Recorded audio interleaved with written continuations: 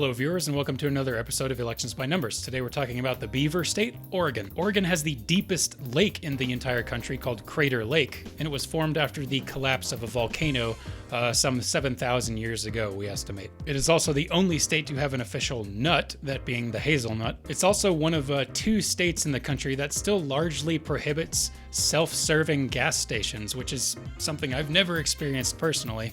You know, I've always had to pump my own gas, so I guess they still have attendants up there. I don't know. Any of my viewers who live in Oregon or New Jersey, explain to me how that works, because that just sounds completely strange. Oregon has 5 congressional House districts, and the current balance of power is 4 Democrats to 1 Republican. That lone Republican is Representative Greg Walden of Oregon's 2nd District, who is retiring this year, but the district is unlikely to be competitive because of the lack of an incumbent, because it does have a lean of plus 11 into the Republican column when compared to the national average, according to the Cook Political Report's Partisan Voting Index. According to Cook, the more competitive districts are Oregon's 4th and 5th because they have leans that are even, so they represent the national average in terms of partisanship, but their incumbents are both Democrats and have been in their positions since 1987 and 2009, respectively. To understand how Oregonians have been voting for representatives, let's pull up a line graph right now.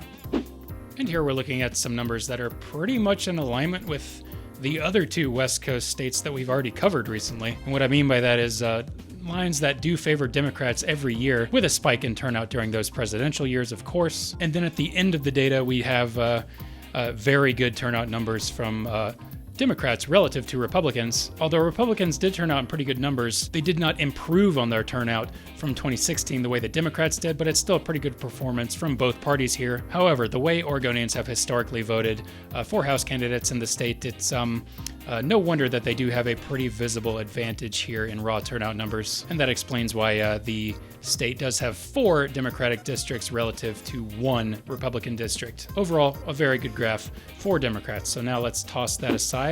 I don't think any district is likely to flip in the state this year. The 2 least partisan districts, that 4th and 5th, do have long-term incumbents that have been able to establish their presence in the House. Voters know them by name mostly, and I don't see them losing this year, especially because they are Democrats, and we are expecting pretty good Democratic turnout going into November. So no changes in the House in Oregon. Let's make that official and put it on our first map right now. Mark it.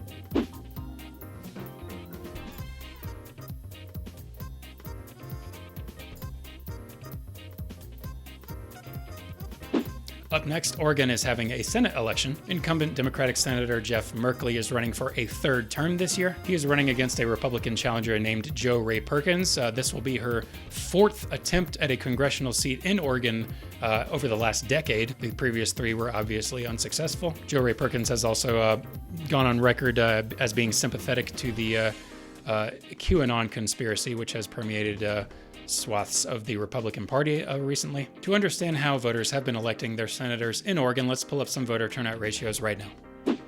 And here we go. Looking at these, wow, these are really good numbers for Democratic senatorial candidates in the state. Not once during the last decade have they fallen below 100%. And on the other side of the aisle, Republicans have never risen above 100%. Their best performance in terms of voter turnout ratios was in 2014, the last time Jeff Merkley ran. But he still decisively won his seat that year and had a value greater than the Republicans in terms of turnout ratios by about 12%. That in spite of the fact that 2014 was a generally great year for Republicans, congressional Republicans running anyway. So this certainly is pretty good news for Jeff Merkley going into this November. So let's toss those numbers aside now and lastly consider his approval rating. He is sitting at a very good plus 17 points in the state. Specifically, he has the approval of 45% of Oregonians and the disapproval of 28, leaving a lot of wiggle room, a lot of undecideds in there. But plus 17 is a great place to start, and considering the trajectory of raw turnout numbers and his advantage in voter turnout ratios, this is all very great news for him going into November. So let's give all our variables to Pollbot now to calculate how this is going to go. Merkley or Jo Rae Perkins in November. Pollbot. There's our result. No surprise to me. Merkley winning decisively in the state of Oregon by a 24.3% margin of victory. He's a popular senator in a fairly liberal state running against a sort of fringe Republican candidate who has not won a congressional seat during her last 3 attempts, as I've already mentioned. I don't see any reason why her 4th would be the one. So let's make this official now and put it on our senatorial map. Mark it.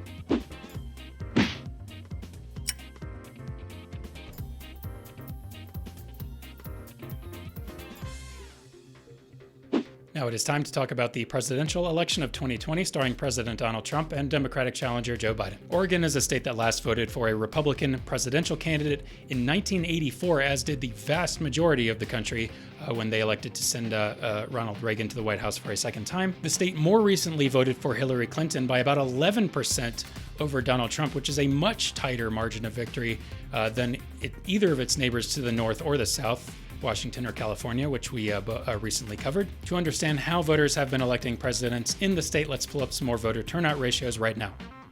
And here we have some interesting numbers.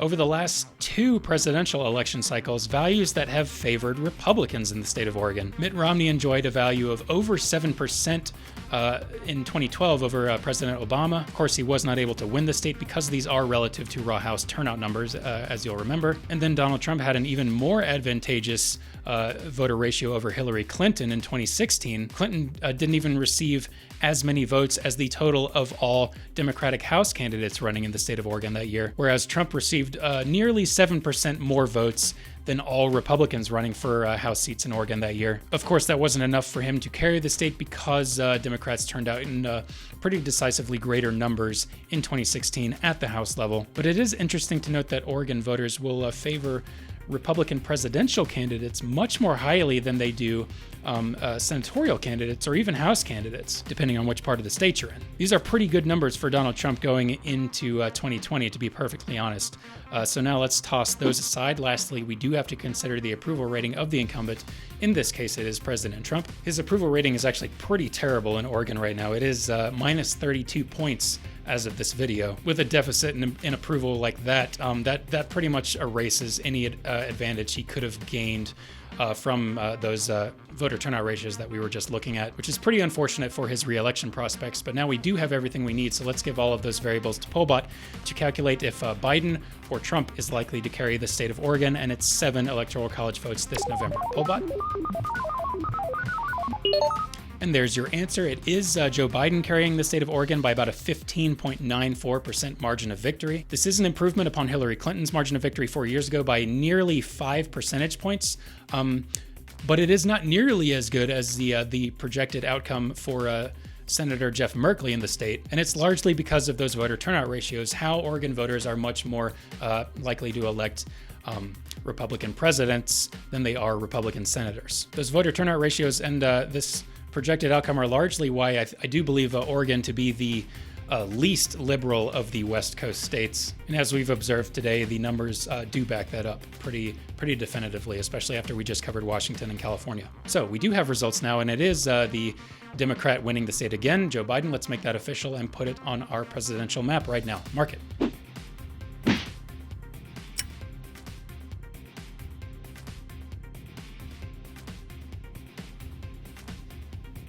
And now all the election results are in for Oregon, and there's, nothing shocking here. Pretty good news for Democrats all around as expected. Let's talk briefly about the future of the state by pulling up an old line graph and 2 new ones.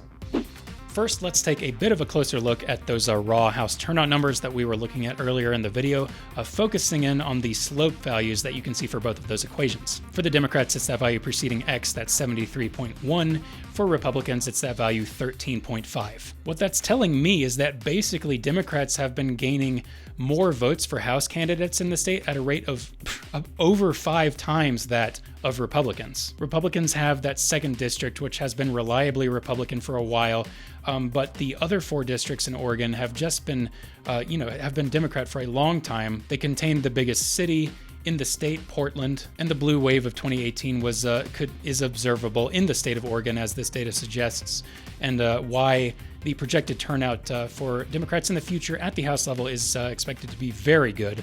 compared to Republicans. Let's also take a look at these other two line graphs here. These are estimates for the rate of increase or decrease in those voter turnout ratios that I was using earlier in the video. This is just another way to visualize how basically Oregon voters are much more sympathetic to Republican presidential candidates than they are Republican senatorial candidates, as there's a pretty obvious consistent edge for Democrats in the senatorial category and Republicans in the presidential category. But of course, these are relative to raw House turnout numbers, and Democrats just turn out in far greater numbers than Republicans statewide. So the advantage at the presidential level for Republicans is not enough to overcome that deficit. But it is interesting to note how they view senatorial and presidential candidates differently. At least I think it's interesting because I'm a nerd, but if you're watching this video, I assume part of you is too. So let's toss those graphs aside. I'll give you my final consensus on Oregon. It is a state that has been very reliably Democrat for the past several election cycles. The state did take a somewhat noticeable break from that trend in 2016 with a large third-party vote at during the presidential campaign, but with the observed House turnout in 2018 that heavily favored Democrats and our projections for 2020, I would guess that the state will continue to be very reliably liberal and drifting to the left slightly heading into the future. That just about does it for our latest episode of Elections by Numbers. I want to thank you, the viewer, for tuning in today. If you like what you saw, please hit the subscribe button to get updates on new content as it becomes available. I upload videos every Monday and Thursday. I'm also on Twitter, and I update that account with which state I am covering next ahead of the scheduled release date. So if you want to stay ahead of the curve, please give me a follow on Twitter, and that link is in the description. Thanks again for watching. Thank you for voting. See you next time.